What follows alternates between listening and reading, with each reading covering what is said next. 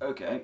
So, this kind of was a plan for a while, but I kind of forgot about it and didn't realize how close by it was. Because, I had told you it was last year, which was just, 2 months ago. Yeah. And I told you, next year is 2015. That is going to be the 100th anniversary of Birth of a Nation. And so we should probably do something about that. Okay. And it just so happened that I have Birth of a Nation and Intolerance on DVD because of their, cinematic prestige in one way or another. So it just so happened that I was on the phone with you and I said, well, we'll probably want to do it the weekend of when its release date was. So I went to Wikipedia and saw that it came out February 8th, 1915. And it just so happened that February 8th, 2015 fell on a Sunday. Yes. Which is when these come out. That's correct. So this is happening.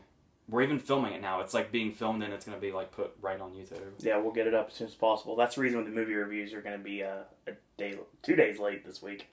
On this exact day, 100 years ago, Birth of a Nation came out. Hence the cryptic comment of 100 years. Yes, clearly. I imagine, really, really big movie people would have figured that out, I would think. I would say so. So,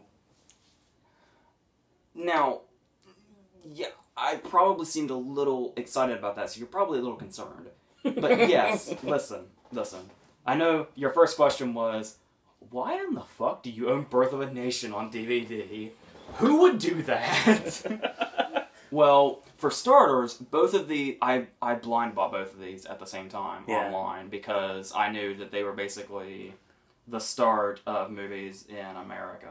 I know, the French had a decade on us, but this is when, American cinema really, really, they realized it was going to become something. Yeah. When D.W. Griffith made these movies back to back. And then went on to do stuff like Orphans of the Storm and stuff like that. With Lillian Gish always by his side. She always called him Mr. Griffith, because she always had that respect for him. Well, naturally, as you all probably know, if you bothered to click on this, Birth of a Nation has a couple of connotations that go with it. It is known basically as it's interesting that birth is in the title because it was basically the birth of movies in America. The other connotation is it's the most fucking racist movie ever made. So straight up quick disclaimer to everybody before you start watching this video. Oh god, okay. So here's what we're gonna do. I'm just gonna talk about the movie. And we will gradually get to things. We will talk about why it has established its place, the place that it has secured itself in movie history, in both aspects. We're just gonna go through this, and we'll just hit them as they come. The beginning, it's really interesting to watch the beginning of it, because obviously, this was like a brand new thing in America at the time. There were I'm sure there were probably plenty of shorts back then. But this was the first really big feature length. It's over 3 hours. Kind of experience that people had. And it's very fun to see the difference in how this movie opens. Because it starts off with, obviously, there was, theater for God knows how long ago. And so it actually says at the beginning of the movie, instead of having a cast list, it says, to see the cast of characters, please check your printed play program. Oh, wow. Yes. It's probably something Edward Herrmann would have said back in the day. God rest. Exactly. And there's kind of a disclaimer at the beginning where it talks about, D.W. Griffith was all about, kind of getting rid of censorship. Okay. Also, clearly. So there's this disclaimer where he talks about, plea for the art of motion pictures, and he talks about he refers to it as the art. Motion pictures are the art that we owe to the Bible and Shakespeare. Someone needs to steal that, because that's a brilliant line right there. Now, as far as the racist stuff goes, the story itself in the first half, not so much. The racist caricatures are always there because you have, you know, the servants and all the other stereotypes kind of as background characters for a while. But it mainly focuses on the two families who are the Stonemans and the Camerons. And the Stonemans are in the north and the Camerons are in the south. And they have come together, and each of them, there's kind of like a brother and sister on each side. And the main story is one of the Camerons falls in love with Lillian Gish, who is a Stoneman. And it's just kind of this... Shakespeare. Yeah, it's a star-crossed lovers thing. Yeah. And then the war happens, obviously. And we have this... One of the big things the movie is known for is the epic battle scene, the epic war scene. That's just this massive set piece with, like, a bunch of extras, and it was kind of like the start of effects and stuff like that. And eventually, Cameron is wounded, and it just so happens that, well, the interesting thing about it is, he falls in love with her character, but he has only seen a picture of her. And once he's wounded in the war, she ends up being his nurse, and that's how their love comes to be. And that's what it starts as. You think about, like, you know, you see that and you think it's, you know, this epic war story with this, you know, very operatic love story within it, and everything seems fine and great. It just, you know, has some, you know, racist stereotypes in kind of the background there. Then the second half of the movie happens, and it's worth noting that pretty much all of the black characters in this movie are white actors in blackface. That's a start of it immediately, but it gets a lot worse. The second half of this movie is basically obviously this is an incredibly fictional movie. So what happens is the blacks start to take over. And they, you know, they try to wipe out the white people, and they stuff the voting ballots, and they act like maniacs and buffoons, and we see them, you know, with their feet on the table and eating fried chicken.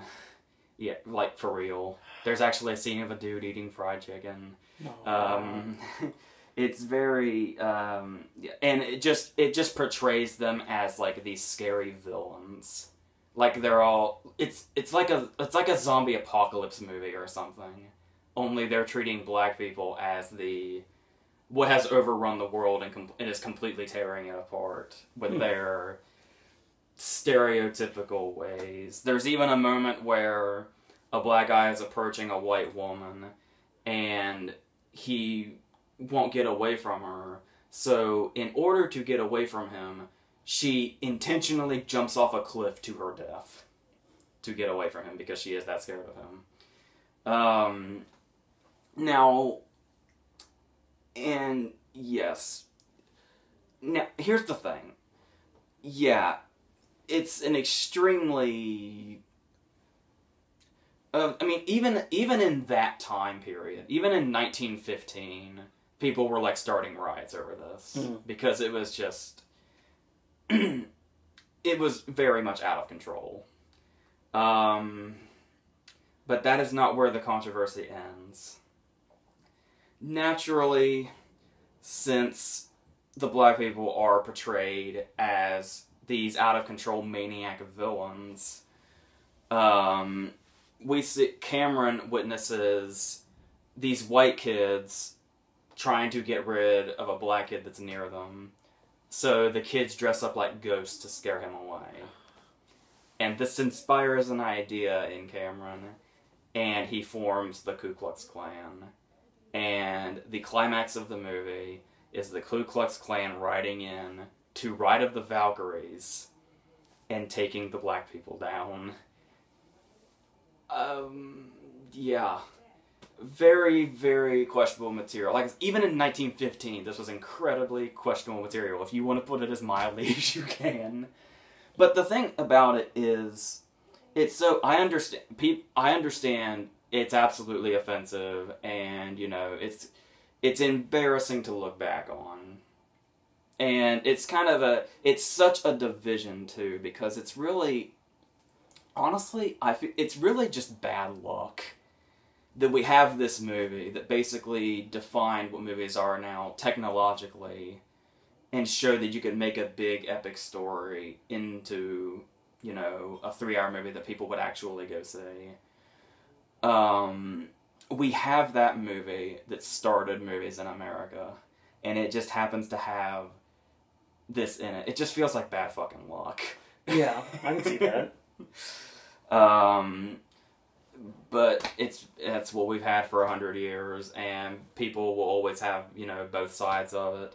People will see, I know a lot of people can look past and see, you know, why it has landmarked itself here, but at the same time, I'm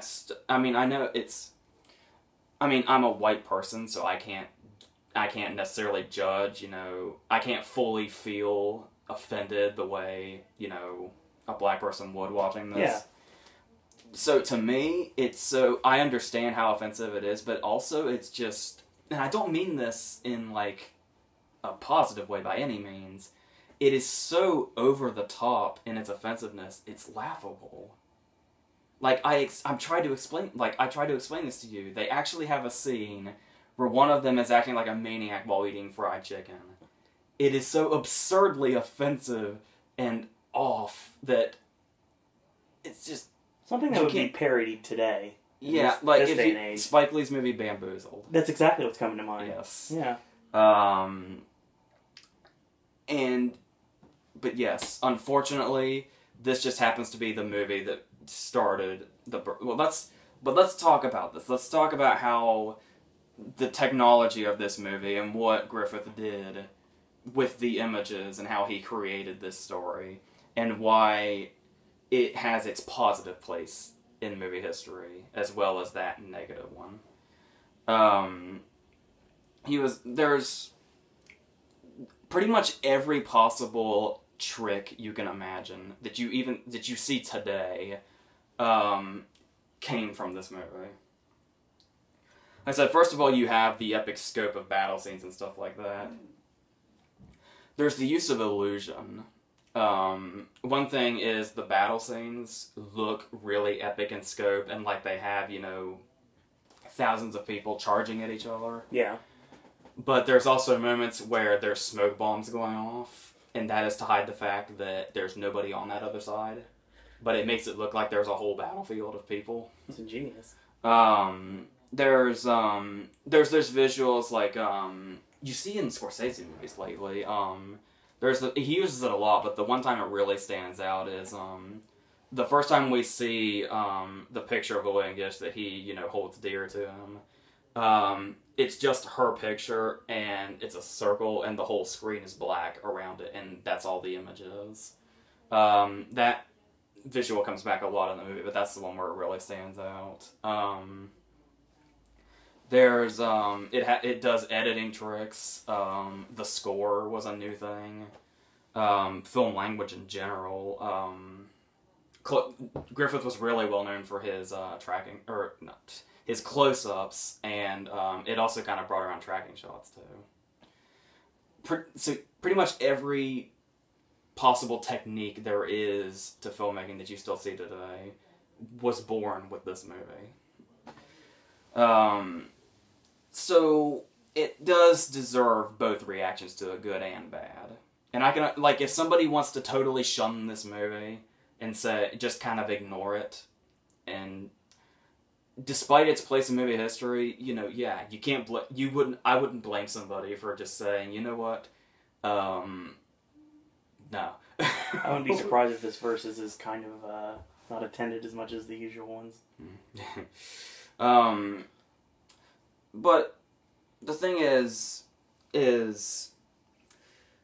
you know, it's still studied today. Like, pretty much the only time people see this movie are either with their people like me, who are trying to see as many movies as possible and learn about them through watching them, or people that go to, like, film classes see it there. That's pretty much the only time anybody would watch this movie. I've only seen it, like, one time, and I never really... The thing about it is, while you can appreciate that, and, you know, everything that this movie brought forth, as far as that second half of the story goes, I don't know. It's very apparent that this movie pretty much had this place solely to, you know, say this is where, you know, the beginning was. As a story in itself, I don't know. You know, I think if you really love movies and really, you know, study them and want to know more and are always, you know, reaching to just, you know, have more in the back of your head or whatever, and just a film knowledge in general, that is the only way I would recommend it. But, you know, it's a very, very touchy subject. Could you have cut the second half of it and made it still work? I don't... well, I'm sorry to put you on the spot like that. I'm just wondering. You said that the second half is what the problem is, and well, it's just, you know, I don't know, because there's even a moment where there is a female black character, and not only is it a person in blackface, it's a white guy in blackface playing a black woman. Wow. So, yes, it does earn its place in both, you know, pretty much every, you know, film scholar you read stuff on and stuff like that will tell you it's just as influential as it was. It's also, a lot of people find it embarrassing now. So, it sounds as such. It's a very conflicting movie for a lot of people. But it's still always listed on, you know, best of all time lists. But solely for just what it managed to create. Okay. And how it's really the reason movies have come to what they are today. So, it's hard to tell where we would be, you know, if D.W. Griffith had not made this movie the way that he made it. So, it's a very, very conflicting thing. And I wish I'd gotten through it a little smoothly, but it's a very uncomfortable movie to discuss on camera, on the internet, in public. So, it's very true. Yeah, I did my best. However, because of all the backlash and the riots and stuff like that, D.W. Griffith immediately came out and said, whoa, hold on. Because this may... And a lot of people kind of take this... I don't know, but... he claims that, you know, being racist and offensive was not the idea. I'm not sure how you can take that, but, so instead, he made, what's widely considered an apology movie with Intolerance, which you can just tell by its title alone. Yeah. But the interesting thing about Intolerance being seen as an apology movie, let's talk about it, actually. Because, there's a lot to Intolerance. It's split up into 4 stories. There is, the first portion is about, the fall of Babylon and that whole area. There's the, shit. Oh, God. The St. Bartholomew's Massacre. St. Bartholomew's Day Massacre. Sorry, I fucked that up. Then there is, the biblical era that goes into the crucifixion of Christ. I'm fucking all my words up now. It's all right. And then there is a modern story of two lovers, and it spans over 2,000 years. I think it goes. It's like 539 BC, and then 27, and then 1572, and then it's 1914 in the movie because in 1916, 1914 was modern. So it's true. And we see through all four of these how intolerance has affected things negatively since the beginning of time, through over 2,000 years. Yeah. And still to today, 100 years after this movie came out. Next year, it'll be 100 years for Intolerance, but still. And it was also extremely influential, even more so, because the very interesting thing that he does here that really makes the movie worth watching just by itself is he has these four stories set all the way from the fall of Babylon to the modern time of 1914, going through the biblical era and the St. Bartholomew's Day massacre. But it's not in that order. He is constantly intercutting through all four of them, and they all just kind of, build to their climax at the same time, and then it's just this big triumphant ending. Like, you can, I think Eisenstein was heavily influenced by it, and, he's been around since also movies were really, really starting to become something that people were really drawn to and becoming, like, big, massive works of art. And you can bring that all to today, with the Wachowskis and Tom Tykwer when they did Cloud Atlas. That's how it's influenced that long. Just really stands the test of time. And it shows it's mainly religion based. How like they were battling over two different gods in the Babylonian era, and that's what caused that. All the way down to the modern era where it's there's strikes and that old plot where the very old plot where you have the couple and they're in poverty, and so the guy has to turn to a life of crime, and then there's an accidental murder, and she has to save him from execution, and it's this whole grand scale, and how it manages to just intercut between them and somehow make this really cohesive thing that goes to this massive ending. Really says something. And there was not only did it inspire a lot of directors, but a lot of directors who became big actually worked on it. Like Stroheim worked on it, and Todd Browning was like an assistant director or something. That's interesting. I think he actually gets a credit too. So now that I've said that, I must mention that even though that's pretty much what it was, and I get where he's getting with showing, even if he doesn't tackle race in Intolerance, it's more religion-based. It doesn't feel like... It feels like a movie that he had always intended to make. It didn't feel like just a movie thrown out as an apology. This felt like something that, like, really came from somewhere that he really wanted to do. Because this is... Like, Birth of a Nation does have, the grand scale war scene, but Intolerance still really hasn't been topped as far as its grand scale. Particularly the Fall of Babylon itself. That is, like, this massive sequence like you've never seen.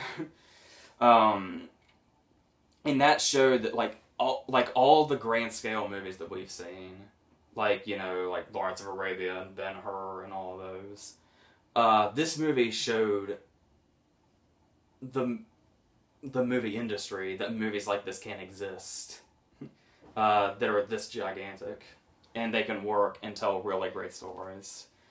This one had like over 3,000 extras in it.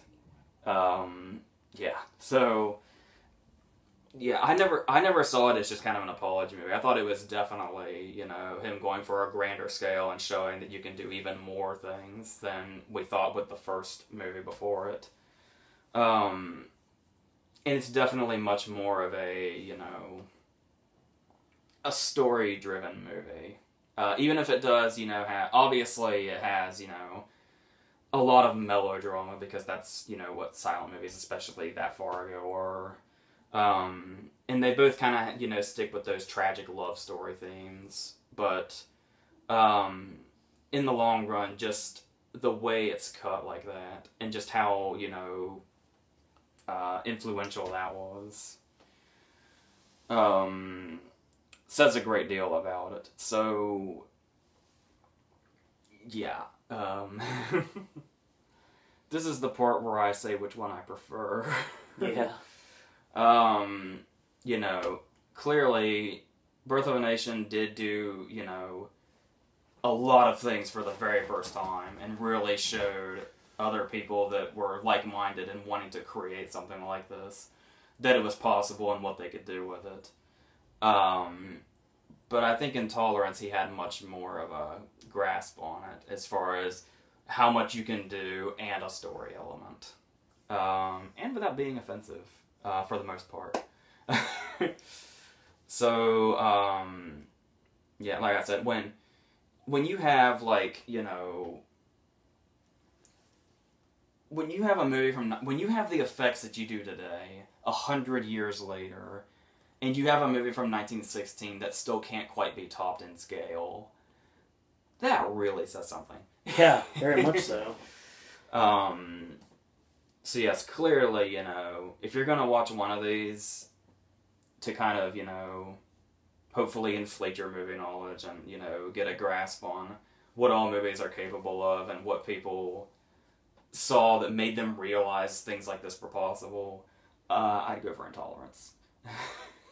So, given the fact of nowadays, how do you think D.W. Griffith would have done it, like an Oscars ceremony? I am not sure. There's always Well, the tech categories. Mm. I mean, well, there was. Well, it was the jazz singer kind of did the blackface stereotype caricature thing also, and it was ineligible at the time because it was the very first Oscar ceremony and they only dealt in silent movies, and the jazz singer was using sound, so they just gave it a special award. So I don't know exactly how much they wanted to distance themselves from that or not. I have no idea. Of course, you have the whole Selma debate. People still today will tell you that the Academy is racist. I don't know, but that's hard to say. I've always wondered that, though, because this was a good decade before the Oscars started. Mm-hmm. So, yeah, it's really hard to say, but that's what we have. All right, so next week we're going to go into honky tonks and drinking problems. Jesus. I didn't give it away. But it's true. I do realize that this was probably a risky one to do. Mm-hmm. And yes, I was very, very nervous about going into this one. Because I wanted to make sure I did it right. Not only out of respect for the fact that these movies are now 100 years old and they are still the landmarks that they are. Yeah. But also, the touchy stuff as well. Mm. Hopefully I didn't fuck that up too bad. I am most positive you will let me know if I did, but okay. Please be nice. I will say that AJ's movie reviews will also be coming out today. We're actually putting them out in a twofer today. We had 2 Ashley videos yesterday. We had my Halloween Horror Nights video on Friday. And we got Celebrity Apprentice, which is going to be a fun video, on tomorrow. And, of course, NXT and Impact. We're going to talk about TNA Lockdown and the road to NXT TakeOver Arrival. Or Rival, I guess you would say at this point. That's going to be coming up. Vlog of Randomness, no idea what it's going to be this week. Brand new Sip and Snack on Thursday. AJ's movie reviews next week. We're going to talk about Kingsman.